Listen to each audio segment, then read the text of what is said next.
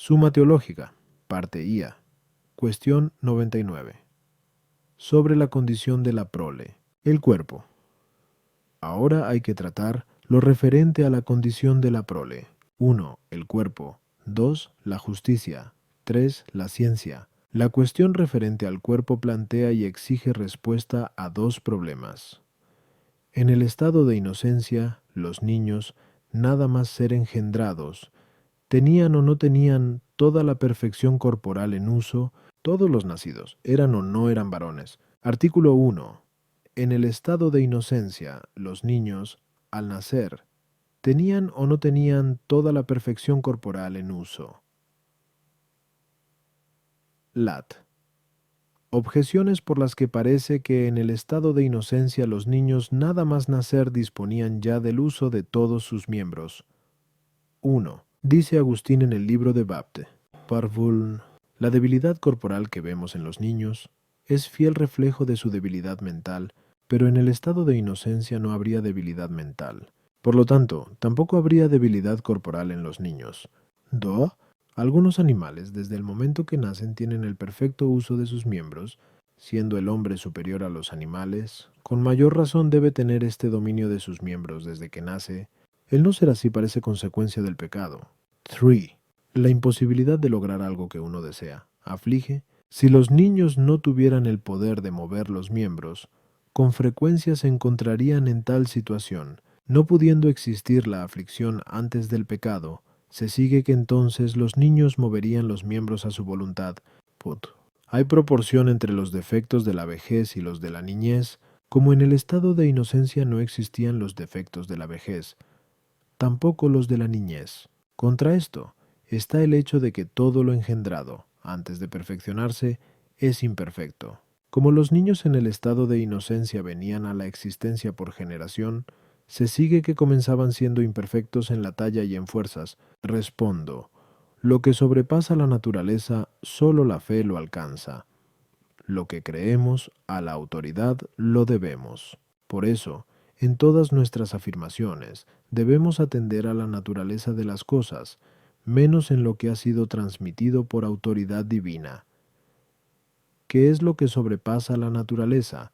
Evidentemente es natural, por radicar en los principios de la naturaleza humana, que los niños al nacer no tengan pleno dominio de sus miembros, pues los hombres tienen un cerebro mayor que los demás animales, proporcionado a su cuerpo.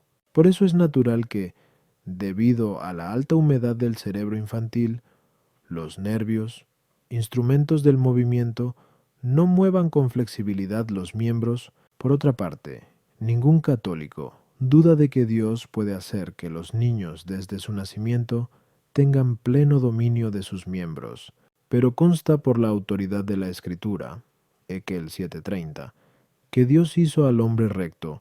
Esta rectitud consiste, como dice Agustín, en la perfecta sujeción del cuerpo al alma. Por lo tanto, así como en el primer estado no podría haber en los miembros del hombre algo que fuera incompatible con la voluntad del hombre, tampoco de sus miembros podían venir impedimentos a la voluntad. La voluntad es ordenada cuando tiende a actos proporcionados a ella, que van cambiando según la edad. Por lo tanto, los niños al nacer no tenían poder para toda clase de movimientos, sino sólo para los proporcionados a su edad, como el mamar. A las objeciones. 1. Agustín habla de la debilidad actual de los niños, incluso en lo que se refiere a actos proporcionados a su edad, como se ve por las palabras que antepone. Aún delante del pecho de la madre les es más fácil llorar que mamar. 2. El que ciertos animales, desde el momento que nacen, dominen sus miembros, no se debe a su dignidad, pues animales más perfectos no tienen esto, sino que se debe a la sequedad de su cerebro, o a que sus actos son tan imperfectos que les basta con una pequeña virtualidad. 3. Resulta evidente por lo dicho sobre el cuerpo. También puede decirse que no desearían nada que no fuera conforme a su estado. 4. El hombre en el estado de inocencia nacería, pero no moriría, y así en aquel estado podrían darse las imperfecciones anejas a la generación, pero no las de la vejez, que acercan a la muerte. Artículo 2. En el primer estado, ¿Hubo o no hubo mujeres? Lat. Objeciones por las que parece que en el primer estado no hubo mujeres.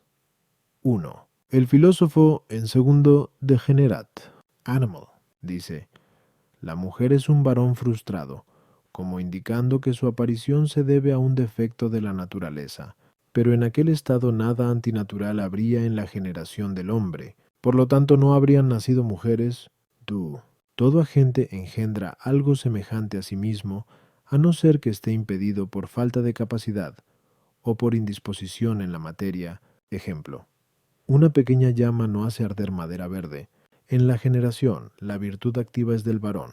Así, pues, como en estado de inocencia no cabía imperfección en la virtud activa del varón, ni indisposición de la materia femenina, parece que siempre nacerían varones. 3. En el estado de inocencia, la generación era para multiplicar los hombres, pero para esta multiplicación bastaban los primeros padres, que no habían de morir. Por lo tanto, no fue necesario que hubiera mujeres.